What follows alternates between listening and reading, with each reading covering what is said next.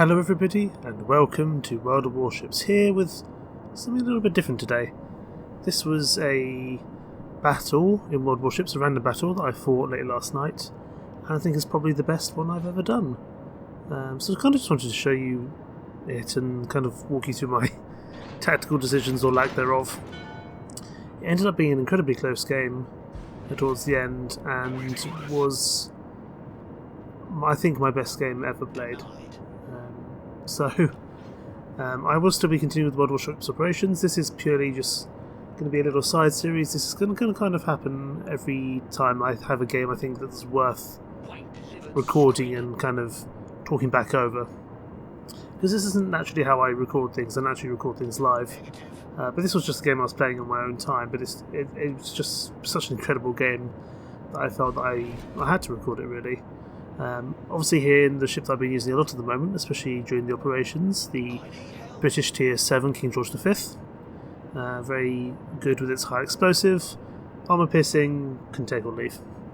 So you'll see I tend to use the high explosive throughout a lot of this engagement. And then we have our first sighting of the Congo over there. It's a little bit far away, but you'll see I pop my spotter plane, that gives me a little bit of extra distance. So kind of go after that guy in a second. That'll be the first salvo I fire. I don't think it's actually very successful. It's quite a slow start to the battle, but it does pick up quite a bit later on. And our team, we really struggle at the beginning. We tend to lose. We lose a lot of ships in kind of the early period. I think we lose about 5 ships within the first 3 minutes or something. It's pretty abysmal. It's this: I fight the Congo, he fires back at me. I have no success. He gets, I think, a glancing salvo. I think he hits, but I think he ricochets. He doesn't actually get a significant hit off. I try again for the Congo, but it's just a little bit too concealed behind the mountain, so I decide not to. I actually tend to, I kind of hang around this little bit of the map quite a lot, and I see there's a rather tasty-looking Omono there who is rather unguarded, and I see if I can get him a shot off, and I get a Citadel there, which is excellent, as well as the fire, and I get another salvo off following as well. The second salvo can take or leave, it's nowhere near as good, but it still does some good damage. And I then decide to kind of stay in this area. I try and see if I can go after that Omono again, maybe fire past that kind of Mayan or Aztec temple. And I kind of do my best to shoot in between that gap. It's a pretty thin margin of error, and sadly I don't actually get some good hits. I don't actually get any more hits off on that Omono for the time being. I just have a quick look around. I have a very weird way of playing. I apologise if you see me kind of looking in multiple directions at once. Yes, you can see already in the top we've already lost 2 destroyers to the enemy's 1. Not perfect, but it's not gone downhill just yet. You know, we're doing okay, all things considered. Spotter returning to ship. It could be a lot worse. I slowed down here to try and kind of use this mount on the right hand side to kind of provide me some cover, and I can fire towards that central capping area. But there you can see the enemy team has taken the lead. We've lost 4 of our ships there, 2 destroyers and 2 cruisers within the first 4 minutes of this. I think we're due to lose another ship pretty much straight away afterwards. So you know, already we're quite a few ships down. Thankfully it's not a game where you have to capture the flag, capture each various capture points, because then we'd be with no chance at all. But there we go. I see the Omono is going to come poking back around the island. When I'm playing this, I'm absolutely begging him to come around that corner, because that's a perfect easy kill. And there he does. He decides to poke around the side. I fire the high explosive, but I figure it doesn't really matter because he's probably dead anyway. And there he is. That's my first kill against the Tier 7 Omono, which I believe is an Italian cruiser? I might be wrong there. I'll try to see what I want to fire on next. Potentially the Fubuki. Also notice the Duke of York over there in the distance might provide me a few issues. And you'll see I actually get into quite a few scraps with the Duke of York over the remainder of this battle. I'll try firing on that Colonel Bolognese. Because again it's quite a largely armoured cruiser that I think I can do some good work on. It doesn't have a huge amount of health. I don't think we end up killing this, but we do some pretty good work on it nonetheless. Again, we slow down because we've got some good protection on the right hand side. We can kind of focus on the ships here. on the other side for the time being. We find that Colonel Bolognese, but he's quite an agile chap, and I think he gets away from us. You can see that at the top we lost our submarine, 2 destroyers, 2 cruisers, and they've only lost 1 destroyer, 1 cruiser, so we're very much far behind. Even though we do have some capping the flag, that doesn't, unfortunately doesn't happen that we managed to take the whole flag and win the game. But that destroyer down there does put in a good effort. That Serov, that aircraft carrier, is going to prove a real nuisance later on in the match. But right now, it doesn't seem to be targeting me, which is okay. Sometimes they do, because they see battleships as quite slow, lumbering targets to go after, which is perfectly acceptable. It's what I would do, even though I don't particularly tend to play aircraft carriers for the most part. We just managed to destroy an enemy Matsuki, so we're kind of evening the ballast a bit, but they're still far ahead. And here you can see probably my first scrap with the Duke of York. Papadoom over there for Clan Heart. And we have quite a few engagements with him over the course of this battle. And we also hear of an enemy cruiser. It's presumably... I'm actually not sure which one that's referring to. I see the Congo over there. It's another one we kind of have a lot of fighting with, but it's a little bit too far away to justify going after for the time being. I only have the range of 20 plus kilometers when I'm using my spotter plane, so that's not going to last forever, and it's certainly not going to last in this particular engagement. I pull back to the mountains just to give myself a bit of cover from the Congo, because it seems to have some excellent range in it. I'm not entirely sure how. Maybe some flags or a certain captain, but I just kind of I start heading over this way slightly westwards to see what's going on.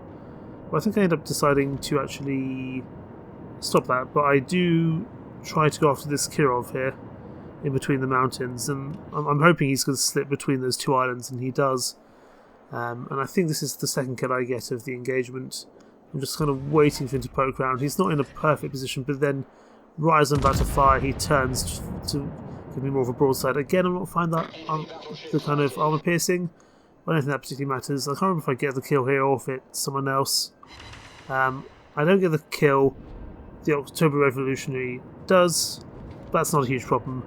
But it would have been lovely too, that's for sure, to get to 7 kills, which is the grand. I mean, I get a grand total of 6, so to get up to 7 would have been lovely. But can't break all the suspense just yet. And there we go. We've got some more fire coming from the Duke of York, who's a constant thorn in my side. But we do eventually deal with him. For now, though, we're firing on the enemy Rook, trying to provide not too much of a broadside to the Duke of York, although it's not a perfect positioning. And actually, we're turning broadside now, which in hindsight was a mistake, because it gives the Duke of York a nice flat broadside to fire on. Really, I want to be aiming kind of nose in, or kind of at least presenting the slimmest margin possible for him to go after. We see the enemy destroyer here, and we think, well, it's a little bit less guarded than the Rook. It's probably easy to kill. And I'm aware that it's kind of pushing on, first of all, that Nagato, but also our aircraft carrier. But I know that I can also see that Duke of York behind us as well. I kind of respond to that enemy that friendly Shurs, because he needs assistance. And I do actually, I attempt to turn around to deal with the Duke of York. My concern is that Nagato is on such low health, and our enemy, the enemy is pushing down on our aircraft carrier, and that's a real concern. If we lose our aircraft carrier, we're in a world of, we're in a world of trouble.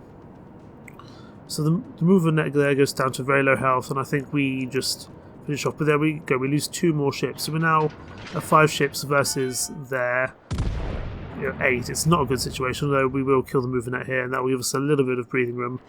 Not a huge amount, but that's the second kill of the engagement. Enemy destroyer blown up. So a lot of the really a lot of the Kraken and the really interesting parts of this engagement happen in the second part, and this submarine is constantly tagging us, trying to get a hit off. I believe they do get one there. I panic slightly because I get massively slammed by a Duke of York, and unfortunately I didn't manage to turn around and help the enemy Shurs or the friendly Shurs in time, which I said I would, so I feel quite bad about that. But currently my concern is to try keep our aircraft carrier alive. It's in a whole world of trouble. I now try turn so that the battleship behind us doesn't have any mini issues, and I focus on the Duke of York because it's been a thorn in our side for long enough. I set 2 fires, which I don't think he might. I think he heals them straight away. I think that might be a fire I have on another ship. We've spotted an enemy submarine. Because his health doesn't seem to go down for some reason. I have a quick check on that submarine, but I think it's a little bit too far. Yeah, it's 14 kilometers away, and our depth charge is going to get so far. But there we go. Our fire's finished with the Duke of York, so I guess maybe. No, so I guess he doesn't repair them. That's good. And then I see the Congo here, which has been the other main battleship that we've been going after. We're about to lose our aircraft carrier here momentarily. We're down to 4 ships versus 6. But our aircraft carrier will go down here in a second. And then we're in real trouble. I try to stay kind of front on towards the Congo. Because of the kind of gun distribution of the King George, I can still fire 2/3 of my guns, which is quite useful. And I don't really want to provide a broadside for him to fire on. I don't think you get any citadels, but the narrow target, and I think I do have a bit more armour on that front bow plating, so I tend to kind of keep my nose in on a slight angle, so I might get a few ricochets as well. The Congo is providing a fairly nice broadside. I think I do actually try switch over to the arm piercing here in a second. I do actually turn to try and give myself a nice full broadside fire on him. You can see he turns in as well because he's anticipating. I've used the armor piercing and I miss. It's not ideal. So I then try negate my losses by turning in again. It's not ideal, but it might alleviate some of the issues that are going to come my way because he's going to fire again before I do. And here it comes, and we take a fairly hefty whack, but we are healing, so it's not the end of the world. We managed to take a good chunk of his armour off. Thankfully, our very battered aircraft carrier is providing us some very nice support. I was very grateful to that aircraft carrier for buying us time, and I know it was in a huge amount of trouble from that enemy battleship on the other side. I think the battleship kind of around D6 was desperately trying to buy us time, or buy time for the aircraft carrier. But soon you can see a lot of the other ships will go down. And here we get into a bit of a skirmish up close with the Congo. And we do take a fair old whack of damage there. I think we take about 16,000. But we will manage to finish it off. But it will have cost us quite a bit of health. More than I would have wanted. And I'd really hoped that Salvo there would finish it. But thankfully we get a secondary gun to finish the job. So we get our close quarters expert. The first of the achievements we get in this. And then I think about the enemy Rook, who has unfortunately just finished off our very friendly and helpful aircraft carrier run by Rossville Spartan there. And I switched back to high explosive because I don't think I'm going to get a good armour piercing shot on them. And I've got the October Revolutionary there as well to try save his health if I can. I'm actually incapacitate the Rook and also set a fire or two.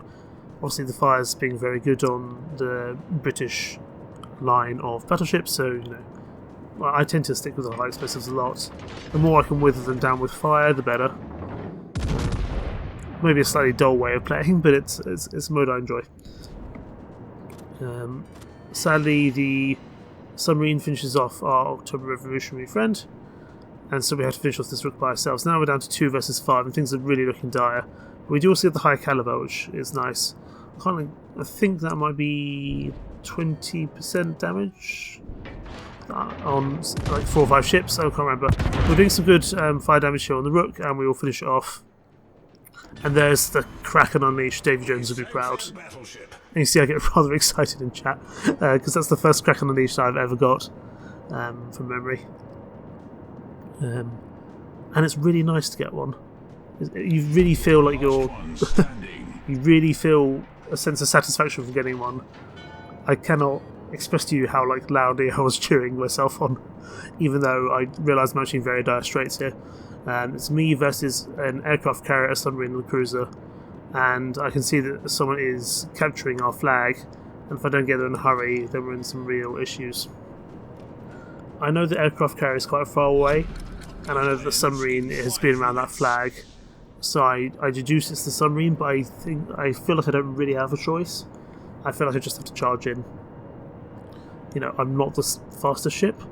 I probably could have turned off here, given that he's no longer capturing the flag, but I'm also aware that there are these aircraft carrier planes coming in, so I try turn to negate the worst of it. 2 fires is not great, so I do actually heal up. I see there are some torpedoes there, and I can see the submarine is trying to come after me. Thankfully the submarine torpedoes were slightly off from where I was going. You see I'm watching that patch of water like a hawk, waiting for the submarine to pop up, because eventually he will have to in terms of air. He's just fired his torpedoes, so I'm hoping that'll be okay, but I think he's only fired one set of them. We are detected, and there he is. He comes up in real close to try to slip under our guns, and we're still being targeted by the enemy aircraft carrier. So we keep an eye out, we drop his depth charges as close as possible, and he surfaces in just 1 second here. There he is. Torpedoes astern. We do have a bit of an issue, but we also managed to depth charge him, and thankfully we don't have too many issues there, and there's the devastating strike. But we are going to eat 1 torpedo there from the aircraft carrier on the bow of our ship, which is unfortunate because that puts us into a spin, albeit a slow one because we are a battleship, but it means, you know, having an uncontrollable ship is not very useful. Looking up at the points, I see that we're ahead, and I'm like, well, there's a cruiser and an aircraft carrier left, and I'd probably make the slightly wrong decision here and decide, well, if I can just keep myself as narrow a target as possible for that Serov and just run away, because I don't know how much health the cruiser is on. And I also, for some reason, didn't think to check what cruiser was still alive. Actually, I can have a look here. It was the Colonel Bolognese from earlier, so he actually probably wasn't on that much health. But at the time, I didn't really think of that, and I decide to run, which is a stupid idea because I'm a battleship. I can never really run away from these things.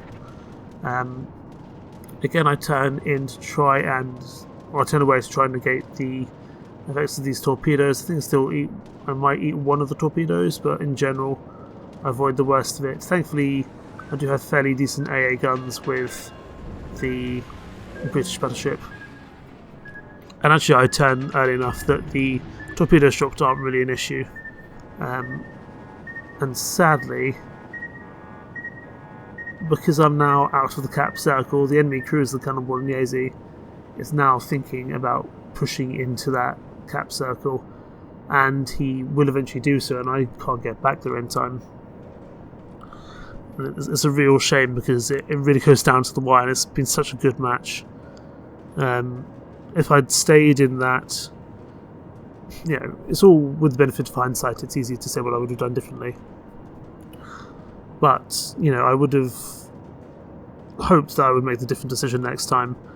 But at the same time, I would have thought that being under withering fire from both an aircraft carrier and a cruiser would not be great. At this point, I see he's starting to capture. You know, he will start to capture in just 1 second, and there's going to be only about a minute left. The enemy start capturing the base, and I start turning here because I start panicking and realising, first of all, there's an aircraft carrier plane coming in. But second of all, we don't have enough of a lead for us to not be gathering points. So I desperately start making my way back towards the point of capture to try and kill the cruiser. It's the only chance I've got. But the cruiser here will play as he absolutely should do and stay hidden, because I could probably kill the cruiser and then I'd be back ahead on points. So I desperately run back to try and save face, and it's an incredibly close end. I think there's only about like 5 points in it at the very end. It's a really, really frustrating end because I think I fought really well and really brought back what was quite a already lost game into one which came down to very close, very end of the wire kind of situation. You know, with 10 seconds left, they'll pass over us. There they go. With 10 seconds left, I desperately tried to find the cruiser, but I'm too far away. I'm too slow. I shouldn't have abandoned the flag. And there we go. You know, it was such a close game that it was really infuriating to not win it. But hey ho, what can we do? This has been World of Warships. Not an operation this time, just a fun replay that I thought I'd show you. I think I will do more of these, but I think it's going to really depend on if I get a game worth showing. So I can't expect this series to run very often, but it will run whenever I feel there's a replay worth watching. But thank you so much for watching. Take care. Bye bye.